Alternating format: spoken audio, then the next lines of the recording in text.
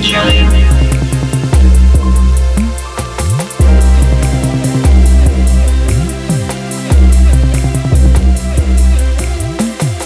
Matsumura is a general partner with Gumi Ventures, a U.S. investment fund focused on early-stage blockchain startups.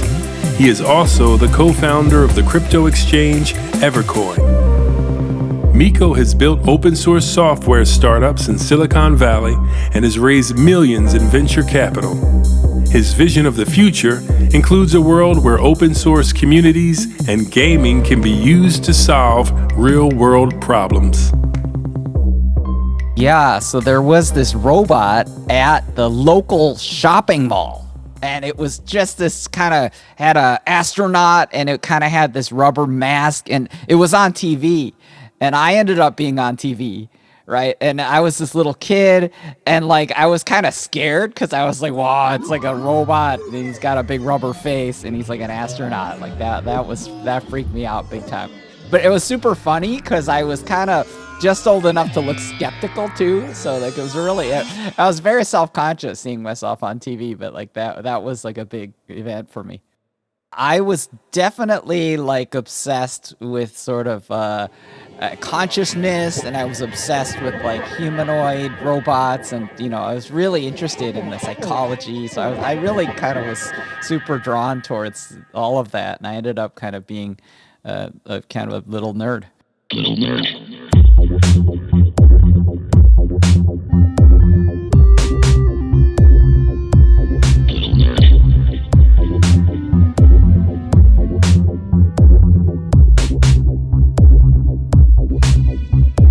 So I did get into kind of this idea of kind of consciousness, and I got into the idea of like the brain and these thought processes and things. So I ended up kind of doing, so a lot of my youth was kind of spent on like 8-bit computers, like the Atari 400 with the membrane keyboard, 16K of RAM. Those were the days, so really crazy stuff, right?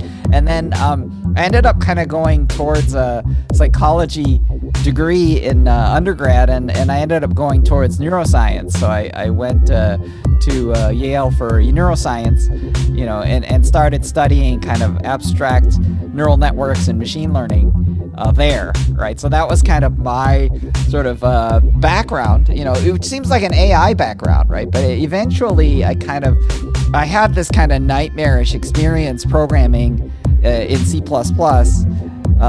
grad school. And this actually led me to Java and the Java programming language. So I got super excited about Java because like it handles things like memory management for you, and it handles like it just makes it.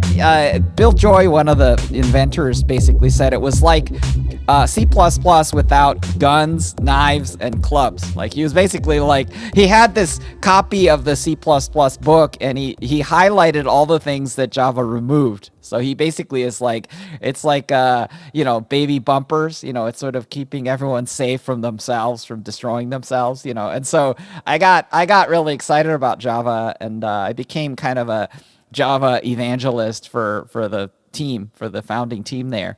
So that became kind of a rocket ship to the first wave of the internet, and then I spent like, 25 years here in Silicon Valley working on like open source software projects, and, just learning everything I could about open source software and developers. And, I would say that like, from a professional perspective, I was kind of, was a frustrated software developer, but I would say that like, ultimately that led me down this road to, basically becoming a venture capital person. So I'm now a general partner with a VC fund, and, now I'm all into blockchain stuff. To me, I come from the world of open source software, right? And open source you should think about as being kind of non-violent, right? And what I mean is that it's about disarmament, and it's about unilateral preemptive disarmament, right? Which is basically like, I'm going to take my ability to kind of jerk you around by controlling this proprietary software, and I'm just going to like handed over, right? So it just like Java had no guns and knives and clubs, like open source, like you just disarm yourself, right? So now it's all only about competing for consent, right? It's only about offering something that people enjoy more, right? So you're competing to give people things for free that they enjoy the most, right? Which is such an amazing phenomenon, And the thing that happened to me in blockchain is that open source suddenly gained money, open source money, right? Which is just such a head exploding event.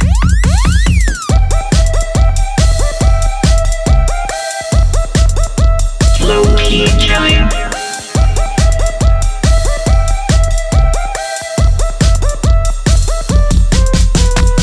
It used to be that open source developers were like professional skateboarders. Like they would basically just people would like sponsor them, so they would get money by being good at something that itself wasn't generating money, right? So it's like skateboarding by itself, as you skateboard around, like there's no money coming to you for doing that, right? But if you're super good, people will be like, could I please put my corporate logo on your skateboard? Like I'll give you money for that, right?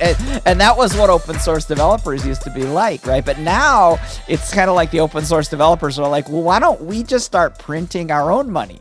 And that's super strange and interesting and head exploding. So that to me, I was like, okay, I'm all in. This is bananas.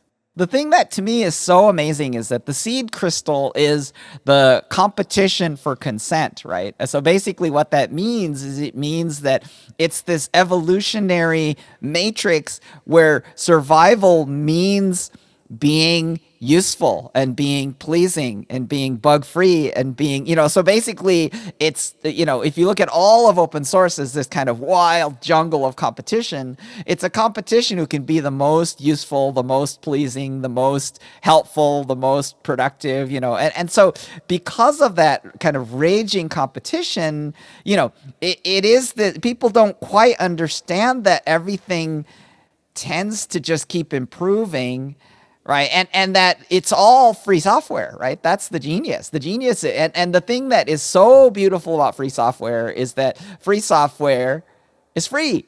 And what I mean is not only is it free as in free beer, so you don't pay for using the software, but it's also free as in freedom, and it's not dumb, so it's free. It produces freedom. And how does it do that, right? So the way I define freedom is that, first of all, that there are rules, right? So that's a shocker to a lot of people. A lot of people define freedom as I do whatever I want.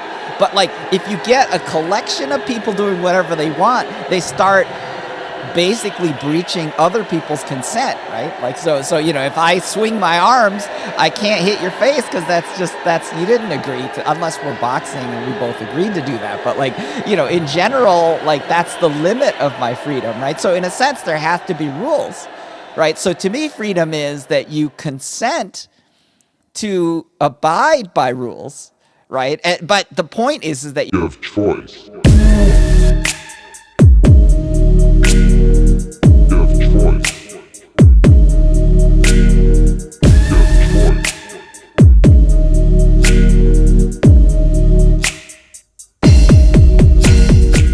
The thing that I think is beautiful about open source and how it produces freedom is this idea that is called like fork it and go. Right? Fork it and go, right? It's like if you don't like something, you could basically do forking is you just copy everything about it, you just copy it. Right. But you just change the one thing. Right. So, let's say I had a universe, I'm in a universe, and for some reason, I just really hate those ugly troll dolls. Like, I don't like troll dolls for whatever reason. I don't even need a good reason. That's my personal vendetta. Right. So I can fork the whole universe and take those out. Right. So I now have an entire universe that's exactly the same, only that doesn't have the thing that I hate. Right? It's like, oh, that's it, right? And the thing that's so beautiful is the competition for consent will then bring anyone who has my feelings over to my fork, right? So people can all come over to my side if they agree with me, right? And if they don't agree with me, then they won't come. And that's it. It's that simple, right? So the idea, so the two things that have to create freedom are, first of all, like, to me, the ability to withdraw consent from a system at any time, for any reason, or for no reason at all. Like that produces freedom, right? Because you can be like, I withdraw consent, right? Like that's it. I'm done with this. Like I don't know what you guys are doing, but this is not okay, right? I'm out.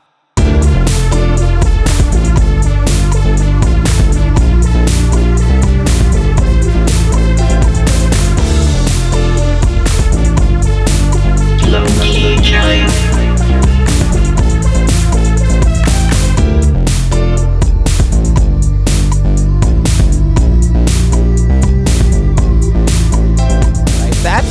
That's important. But the thing that I think has to exist as a precondition for freedom is you have to have somewhere okay to go.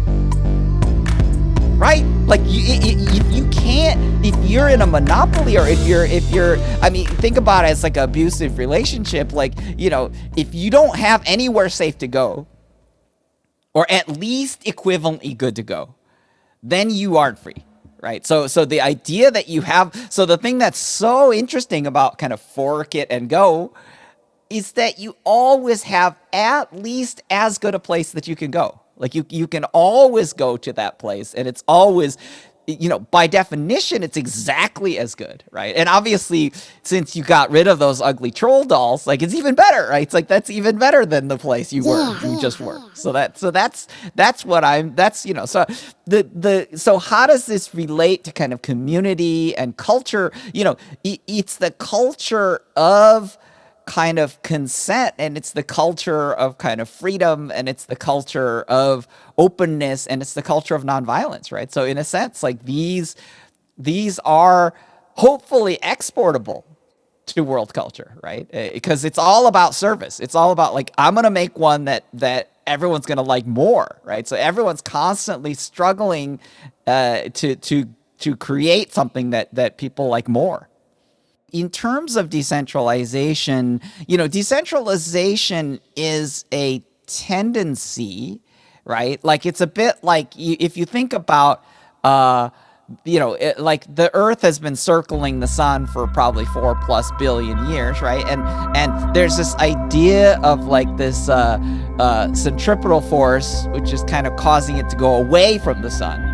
Right, and then there's this gravitic force that causes it to go towards the sun, right? So centralization is kind of like gravity, and then decentralization is kind of like centripetal force, you know, and so in a way, like when people talk about decentralization, they kind of don't talk about it in terms of things like tendencies. They tend to talk about it in terms of like binaries, right? They tend to be like, oh, this one is decentralized and that one is centralized. And it's like, no. That's not really, it's tendencies, right? It's like how this one's more centralized, this one's slightly less centralized, this one's slightly more decentralized, right? These are all tendencies. So to me, I think that that perspective means that decentralization is sort of like an infusion, and it's an infusion that kind of broadens the tendencies towards democratization and towards freedom, right? Because it means that, you know, over centralization, we reached a period in history that I call peak centralization, right? Which is that's like as much centralization as we're able to manage, right? Because it turns out that if things are over centralized, then we can find abuses, right? So it's about the concentration of power. Right. So the idea, but to me, it doesn't mean that, you know, the optimal system is 100% decentralized. Right. So I think we're talking about infusion. That's where the future is.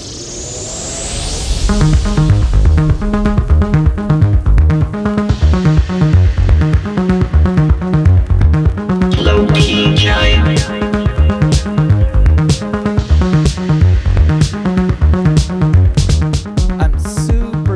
Excited about this thing real guild games.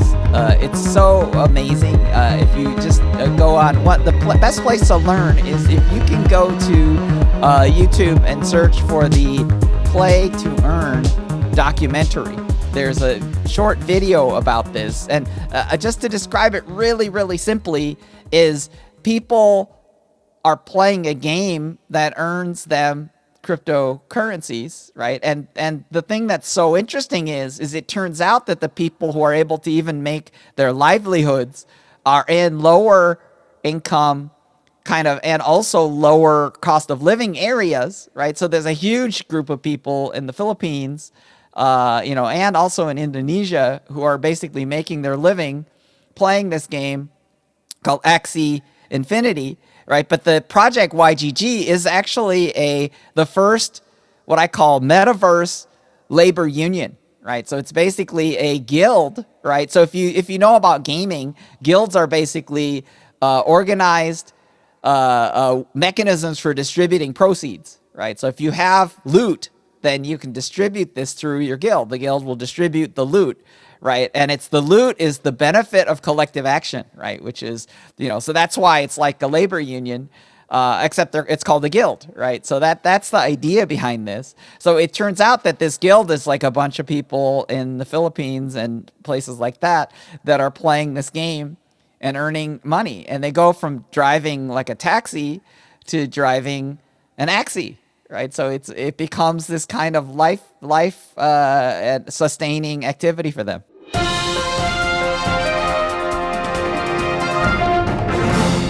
There is no Wizard of Oz.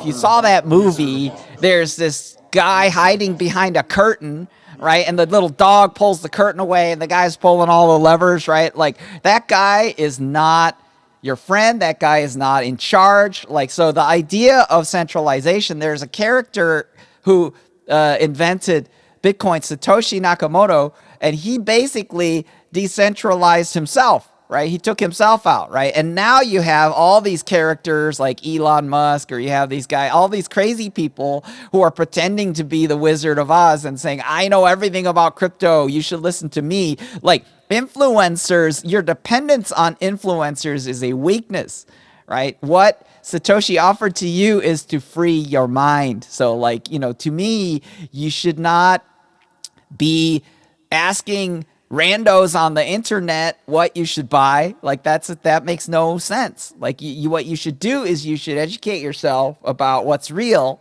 right? And you should try to find things that are grounded in reality, and ultimately the grounding of reality is related to what I call the problem solution dyad, right? Which is that, like, understand problems in the world that are solved by technology, right? And then you can really become like an investor in the sense that, like, you're connecting yourself to a movement, right? And the movement is about creating solutions to real problems.